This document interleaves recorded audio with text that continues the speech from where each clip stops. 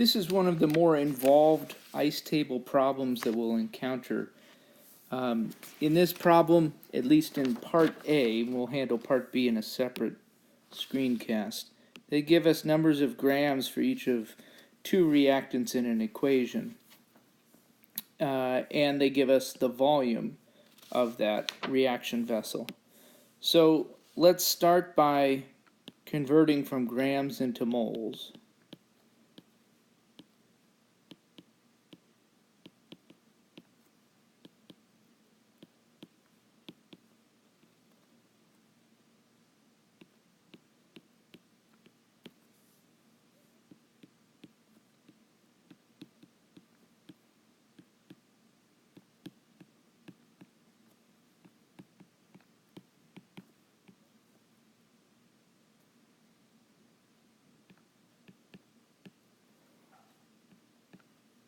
And then from moles, we'll get to molarity by dividing by the volume in liters, 1.3. So we're going to take each of these and divide by 1.3 to arrive at 0.052 in the case of the water and 0.014 in the case of dichlorine monoxide. Next, let's write an ice table and a good expression for K.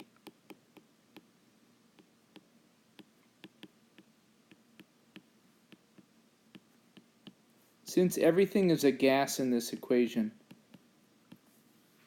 all species do belong in the equilibrium expression.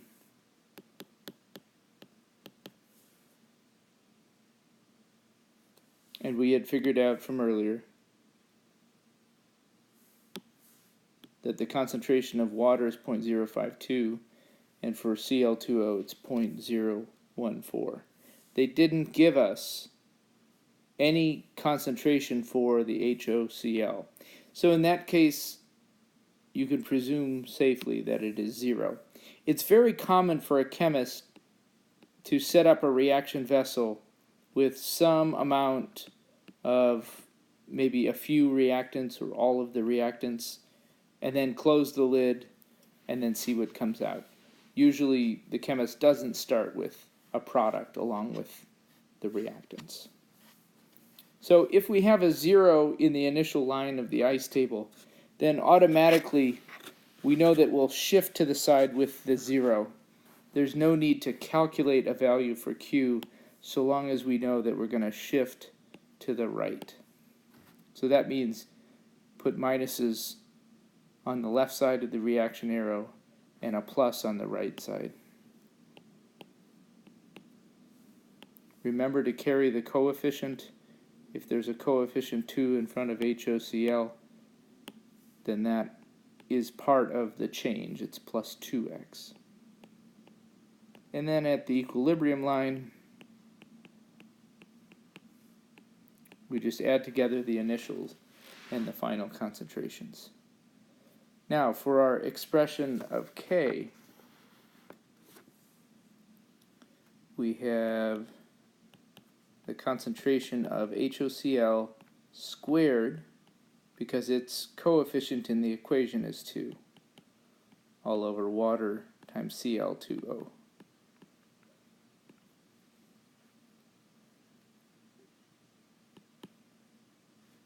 And if we plug in our expressions in terms of x, we get what's shown here.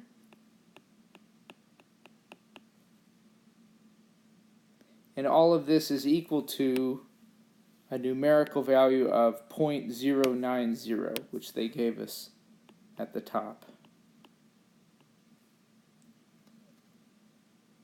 We get to use the solver feature on our calculator in order to figure this out. I'd suggest that you could also, if you choose, you could do the quadratic equation, or you could use the graphing method where you're looking for points of intersection. I personally like the solver feature because I think it's faster than the others, but other students seem to like different methods. So that's totally fine.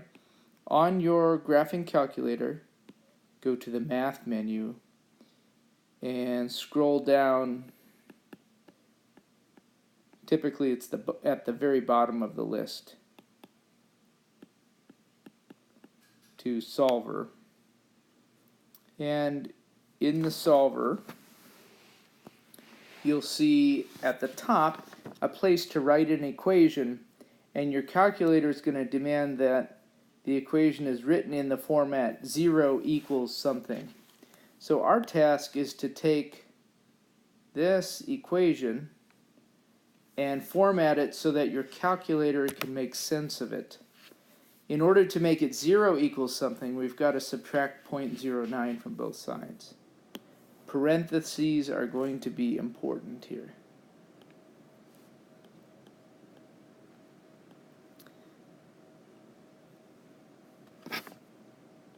When I'm typing in the equation, I'm going to make it look something like this.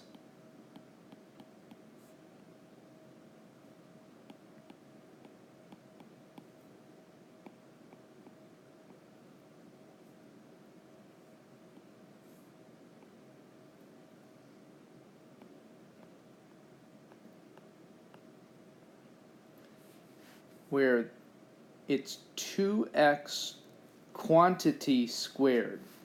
And that's really important, because if you just typed in 2x squared, then your calculator doesn't know that the squared term applies to the 2 as well as the x. Another way to write it, if you didn't want to use this extra set of parentheses around the 2x, is just 4x squared. That would be fine as well.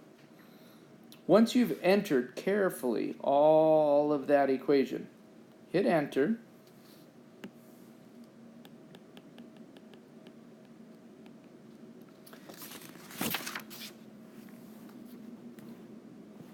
And where it says x equals, just type in 0. Make sure the cursor will be there. Just type in 0. And then leave the bounds just where they are. The bounds tell your calculator what's the maximum possible value to search for and what's the lowest possible value to search for. And if you just don't touch that, it'll be fine. And then hit the alpha button and the enter button, which tells your calculators to solve. Your alpha button, if you look above the enter button, whatever color your alpha button is on your version of the graphing calculator, it'll say above enter, solve in that same color. And that tells your calculator, okay, solve this equation that you've carefully typed in.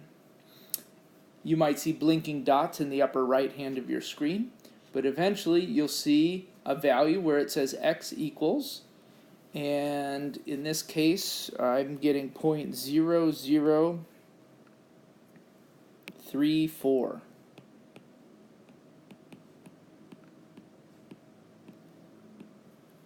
And it's advisable to scroll all the way to the right to make sure that there isn't an exponent after that number.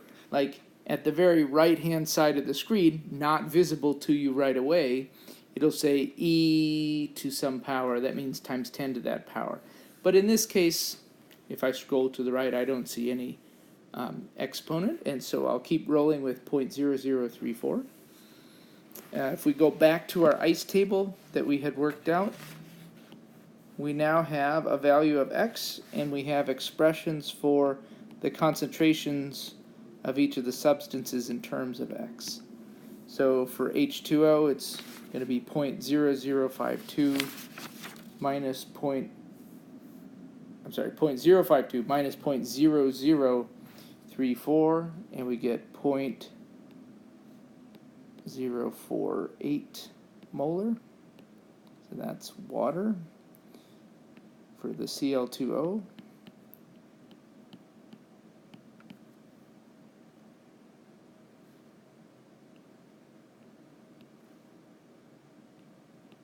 .0108, And for the HOCl, it's just 2 times 0.0034, and we get 0.0068 molar. And so those are the numbers we would want to list up above. We'll do a separate video for part B.